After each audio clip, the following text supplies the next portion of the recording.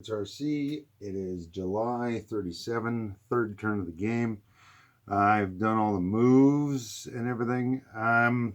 Slovakian resistance, I am not playing with that, and I just took a look at why, and it is insane if you do it. If you do it as the Germans, you have to fight this plane and 2 infantry, and instead you get the plane and 2 infantry. And if you beat that, then the British go down $3, so they lose their bonuses for Austria, Bohemia, and Slovakia. But the French only go down $1, so they still collect $2 extra in bonuses. And you also end up losing units trying to kill a fighter and 2 infantry in mountains. So I skipped that. I think that's something I'm probably going to do a separate video on the Slovakian resistance, but I think that's something you're going to do only if you have a very experienced German player who's playing against an inexperienced Allies player, and you want to handicap the German player. That would be the only reason I would ever do that. All right. So what did we all do? The Germans took an artillery and an infantry from here via transport, dropped it off in eastern Prussia. They built 1 artillery and 4 infantry here, and the 5th one in Berlin.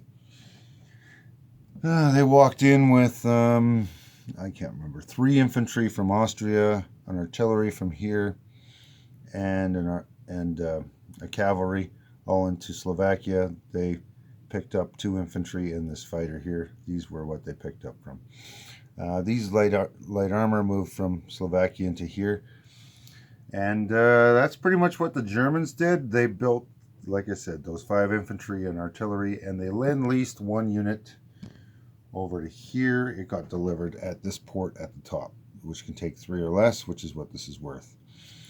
I had done a battle in here, failed miserably as I lost my plane in the first round for the nationalists, so that was it. We stopped there. The Italians also sent a lend-lease here, and the Germans moved their subs out to this one location, and that's it. They also moved this one sub from here, 1, 2, 3, a little further away. Let's see what else happened on this side. The French built infantry and a militia in there. The British finished this factory over here in the Maritimes. They saved a lot of money so that they could afford to buy an aircraft, because with the advanced aircraft rules, I can't place this carrier unless I have an aircraft to go on it. And as the start of the game here, the only aircraft that the British have that can go on an aircraft carrier is already on one. And I don't want this to have to take off and go back to the nearest factory if I don't have that unit there. I'm going to turn this down a little bit here. So Abyssinia, that got a little bit crazy. Actually, we're going to crank that up a little bit so I can show you what I all ended up having to do. Abyssinia was a little bit nuts. So, quick introduction here. I had a transport here, and I had built a transport up here last turn.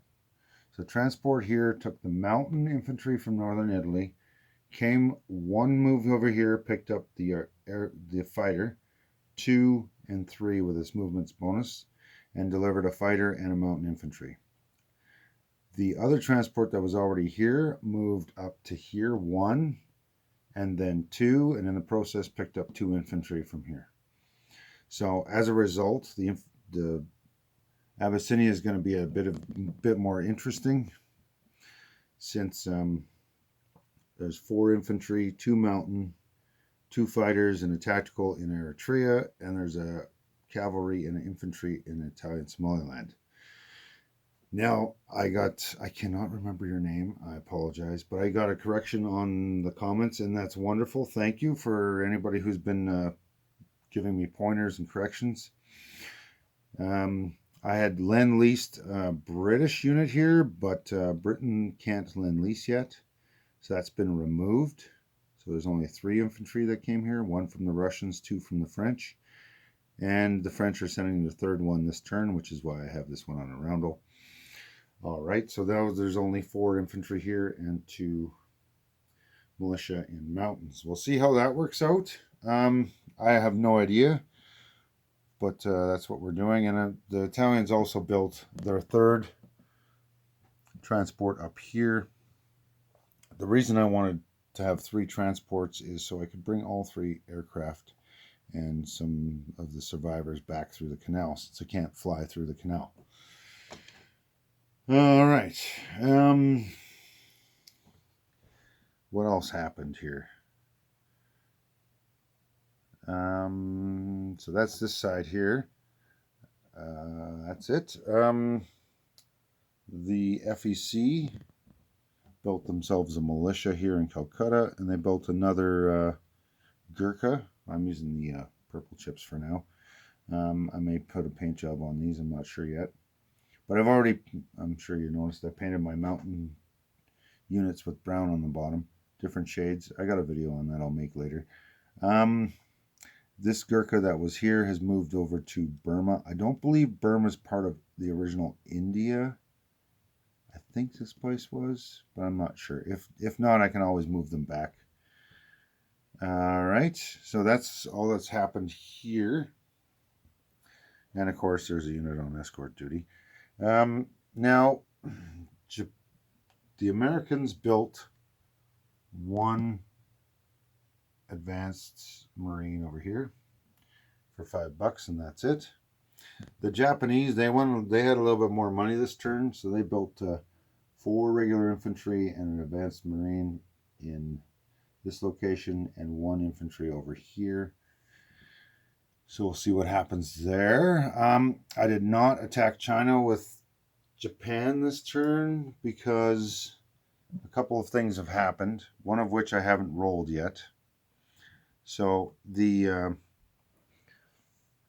CCP are making $6 a turn. They spent $3 to build this 1 infantry here, and they spent the other $3 to influence this place. They needed a 7 because they own 1, 2, 3, 4 territories, plus they can spend up to that amount in their own income to bonus the roll. So they spent an extra 3, so they went from 4 to 7, and they rolled an 8, thankfully.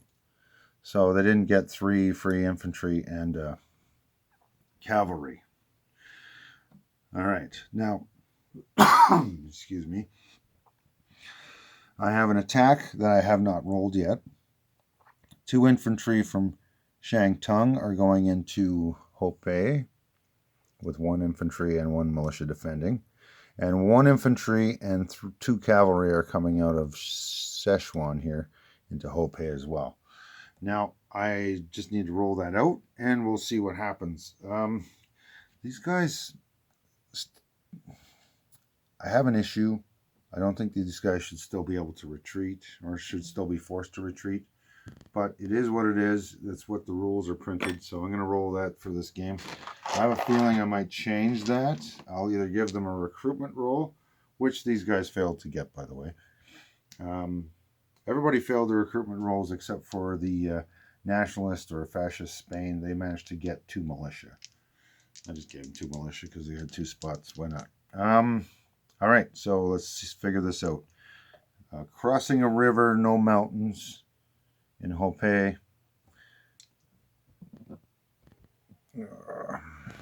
There is a river here that goes all the way across the border and around from here. So we got 2 cavalry at 2 at the river, and they both retreat because they got 2 10s. I can't stand that. So there they go. They go back to where they came from. It specifically says they go back to where they came from. All right, so 1 infantry also came from there. Let's see what happens with the 3 infantry at 1. This is kind of getting ridiculous. No hits, no retreats. Perfect. All right. So now I'm going to do a militia and an infantry. My militia will be this yellow for defense. So 1 at 2, 1 at 4. And we got 1 hit. So automatically we've lost 1 guy, and we've managed to get no hits, and 2 retreats. Kind of a waste of time. I don't know. Like, if they could have at least stayed in the fight without retreating, that would have been okay. Now, it's not really worth doing 2 at 2 versus 1 at 2 and 1 at 4. So I'm just going to retreat these guys back. And that's that. So the KMT are going to build these 2 cavalry and an infantry. Actually, we're going to put the cavalry over here because this space allows us to hit that one, that one, that one, that one, and that one. So we're going to put 4 cavalry in here. I'm just going to add a chip underneath this for an extra infantry. I think that the there we go. So I have an issue with this retreating at a 10, 11, 12 for the KMT. It made sense when the CCP only had 1 land zone and had to attack outside and take over the warlords with their units. But now that they can use their influence roles, it seriously lopsides China. So I'm probably going to house rule that out, or maybe make it only a 12. Something needs to change, and maybe give these guys a recruitment role as well. We'll see. We'll have to figure that out. Well, just while they're minor powers. Once they turn into a major, that whatever. That just doesn't matter. So that was a complete fail on these guys' part. And we'll see what happens next turn. So there we go. So the let's turn this up again. Back you up a little bit and all right, so incomes. Nobody's changed except for Germany annexed something, so they moved to 24, which moved the British up from 13 to 14, and the French up from 8 to 9. Everybody else is the same. CCP didn't lose or gain anything, so they're still 6. Same with the KMT. All right, so there was a little bit of tech going on this turn. I think you can see everything, yeah. So the Germans managed to work up their advanced mechanized. They managed to gain long-range aircraft along with the Japanese. The British moved this one forward, as did the...